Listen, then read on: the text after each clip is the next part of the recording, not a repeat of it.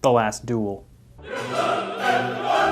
Directed by the great Ridley Scott, who somehow still doesn't have a Best Director Oscar. The man is 83 and he's still churning out movies like this.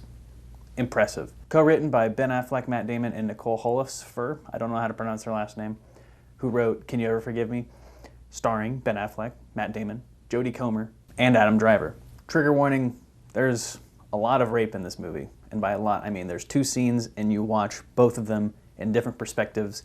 It's hard to watch both times. Matt Damon is a knight who solves all of his problems by fighting.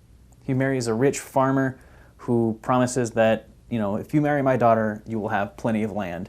Ends up, he doesn't get the land, and it goes to Adam Driver, who is a squire for Ben Affleck. Matt Damon and Adam Driver have to fight to the death in The Last Duel. Get this out of the way. This is a great movie. Unfortunately, I am one of the 15 people that have gone out and seen this movie. This movie is bombing.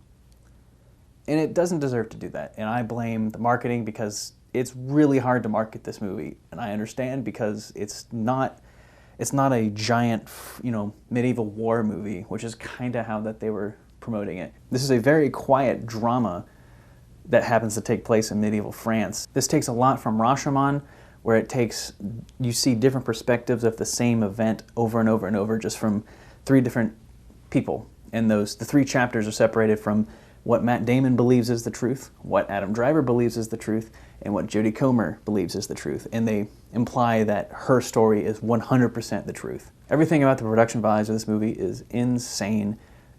You know, they got real castles, lots of really cool practical effects, lots of extras and, you know, medieval gowns, and, you know, the peasants look dirty and blah, blah, blah, blah, blah.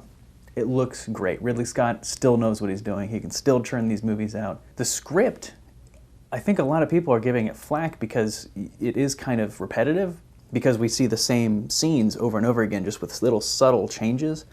I think that's the best part. Like you get to see how Matt Damon believes that he's the hero, how Adam Driver believes he's the hero, when the real truth is Jodie Comer is a victim, and both of the men they kind of suck.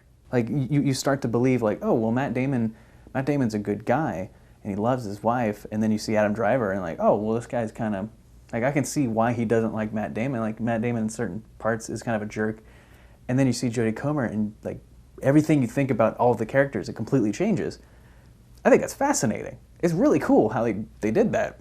Besides Jodie Comer's performance, which I will be shocked if she doesn't get a Best Actress nomination, Ben Affleck steals every scene that he's in.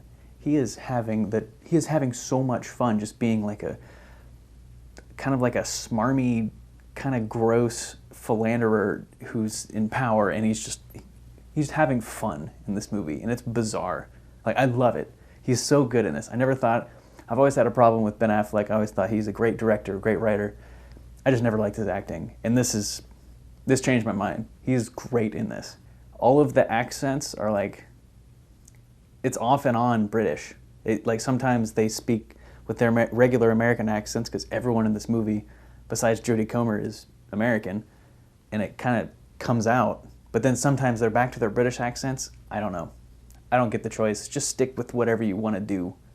Just make a decision, I guess. This movie deserves more than $9 million at the box office opening weekend. This is a really, really great movie. It's well told, well written, well acted. It'll make you feel real sad and bad. I give The Last Duel a 9 Ben Affleck weird blonde chin beards out of 10. I really, really liked this movie. Yeah, it's long, but I don't think it didn't feel its length to me. All the performances are great. This movie's, it's gonna get a bunch of nominations, easily like top 10 of the year so far. It's just unfortunate that they released it in October and no one is seeing this movie. This deserves your eyeballs. It's really good. Go watch it just for Ben Affleck's weird hair and wig alone.